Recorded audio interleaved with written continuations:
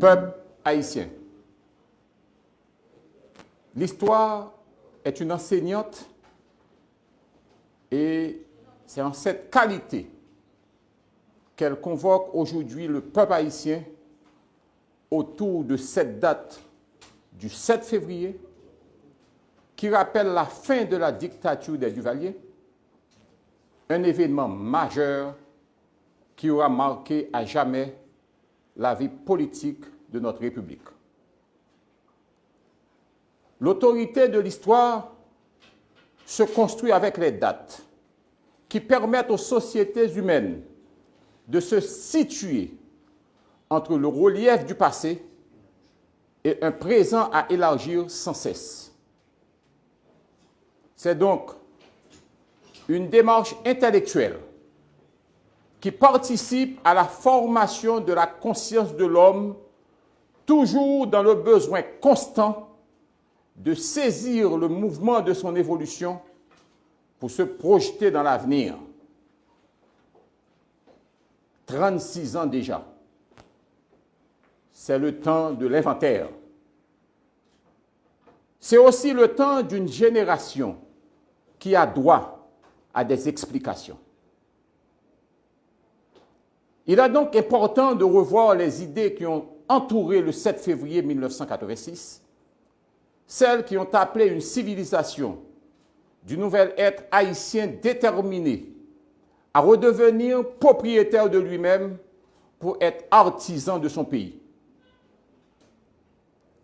La Constitution du 29 mars 1987 aura été cette œuvre qui annonce le nouveau régime politique que les Haïtiennes et les Haïtiens ont choisi librement pour régler la vie institutionnelle dans leur pays.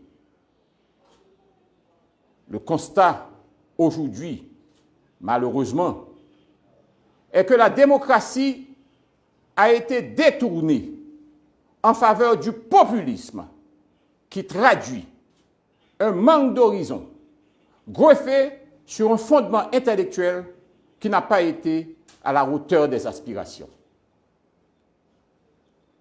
Les conséquences sont telles que notre charte fondamentale en est sortie souillée par des imposteurs qui ont pris toutes les précautions pour empêcher la mise en place des institutions. Or, la culture repoussée cède toujours sa place à la barbarie. Et c'est ainsi que notre pays est devenu un lieu désert, orphelin de son président assassiné, lâchement assassiné, pour qui encore aujourd'hui nous demandons justice. Avec son Parlement réduit au tiers du Sénat et son pouvoir judiciaire qui résiste à l'asphyxie. La République d'Haïti est de facto aujourd'hui et la population est placée sous la dictature de la défiance. À la faveur de ces circonstances, et de manière très peu orthodoxe, en marge de toute légalité, la réalité du pouvoir est saisie par le Premier ministre qui n'est pas parvenu à l'exercer. Voilà 7 mois depuis que le docteur Ariel Henry, de son lieu, n'est pas en mesure de dire en quoi consiste son mandat, alors que les conditions de vie de la population continuent de se dégrader. L'État, qui n'a pas l'autorité, est donc incapable d'agir sur l'insécurité et par conséquent inapte à préparer, bien sûr, et organiser de bonnes élections. Le pouvoir, en général, se reconnaît à son exercice. Et un pouvoir qui n'agit, et surtout qui n'agit pas, n'en est pas un. Combien de cadavres encore pour nous compter en plus? Combien de kidnapping, cas d'enlèvement encore pour nous devons compter en plus? Combien de gangs encore à petit territoire qui a partagé, qui a séparé, tant qu'on terre en d'un pays? Combien de gouttes on a besoin encore pour un dollar? Comment faut-il continuer encore à dépenser l'argent de l'État sans compter et sans contrôle? Les questions sont nombreuses pour exposer incapacité gouvernement des fêtes dont chef li, journée jeudi, le docteur Ariel Henry, constitué principal obstacle pour le dialogue national. Devant dégradation accélérée vie politique là, en Haïti, le gouvernement en place là, il n'y a pas trop gros bagailles pour le faire. Sous problème qui affecte le pays et qui de plus en plus a pas aggravé. On seule voie a été ouverte à la nation. Celle que chacun répète et que certains malheureusement hésitent à emprunter. La concertation et le consensus s'imposent aux acteurs qui, dans un élan de lucidité, doivent comprendre que toute initiative sectaire est vouée à l'échec qui entraînera bien sûr les fondements du pays. Le compromis, cette fois, doit l'emporter sur les mesquineries répétées qui ont déjà donné les résultats que le peuple haïtien est en train de subir.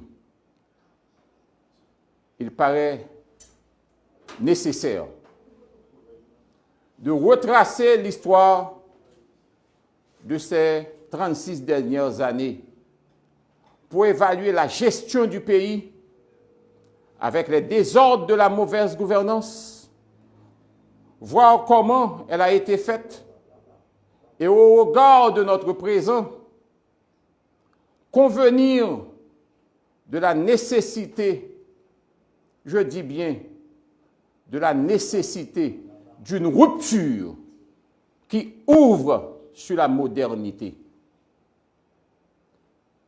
Le Sénat de la République, que je préside, affirme son engagement dans cette voie de la rupture et elle a décidé activement d'entreprendre avec les autres le chantier du consensus.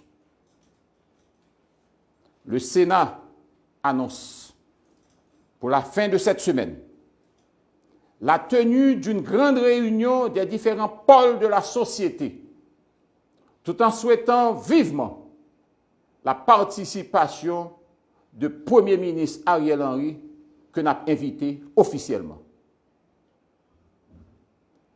Il n'est pas trop bonheur pour nous voyer gros coquin chaîne compliment à tout secteur qui ont même souhaité les bons offices du Sénat.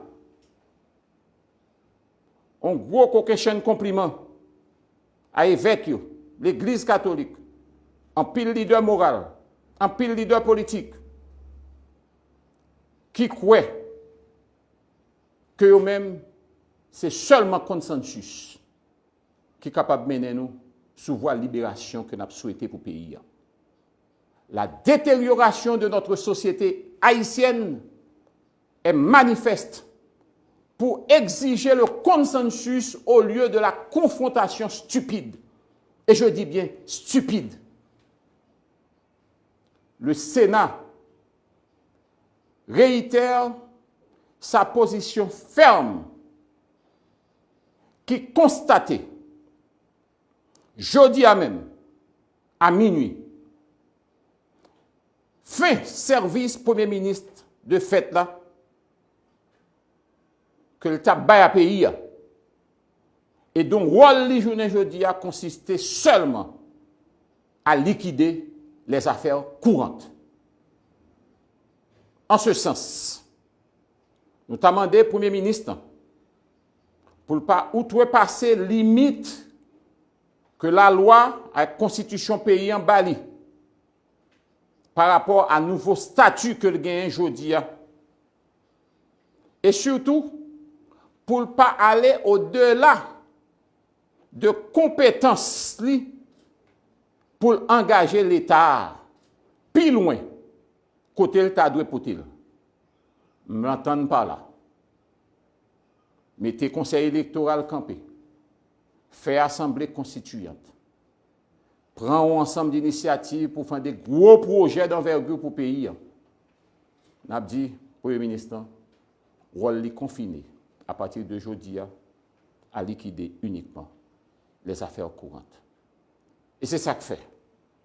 Nous dit Premier ministre. Et nous dit tout le monde de bonne foi qui est dans le pays pour associer à Sénat. Et m'tendez Premier ministre à travers Miami Herald qui dit que tu as content chita avec 10 sénateurs. Nous prenons au mot et nous allons inviter, associer là nous pour nous capables. Bon côté CSPJ, bon côté tout acteur qui gagne accord, qui gagne consensus pour que définitivement nous mettions le pays à l'autre côté. Ça pays à vivre là, il n'est pas mérité. Pour l'autre monde qui a encouragé le Premier ministre, aller dans la mauvaise voie, n'a dit, ce n'est pas plus bon voir. On évite de mettre engrais dans le jardin diable. Je ne dis, on te dit, et qu'on voit déjà, drap chirenet, pas de drap encore qui peut couvrir pièce pied moun. Nous ne sommes pas capables de craser la dernière chance que nous gagnons pour nous vivre sous le bout de terre. Nous avons dit attention, PM. Craser la bouteille là, c'est une. Mais ramasser les ingrédients de bouteille là, c'est deux. La situation est trop grave. Elle ne permet à aucun groupe, à aucun secteur de ruser avec les règles pour profiter des miettes. Il n'y a plus rien à prendre. Nous avons à ramasser notre pays, le relever avant de penser au pouvoir, à prendre par le biais des urnes, bien sûr. Parce que de toute façon, nous sommes pour des élections. Nous devons aller aux élections. Nous devons réunir les conditions indispensables pour la tenue de ces élections. Et cela doit passer obligatoirement et nécessairement par la tenue de ce congrès de consensus. Notre réunion ou notre congrès de consensus se propose d'avoir autour de la table les différentes tendances des différents secteurs de la vie nationale pour dégager un consensus, le consensus vrai, le consensus véritable qui met un terme à la crise haïtienne qui nous déshonore et nous avilit. Merci.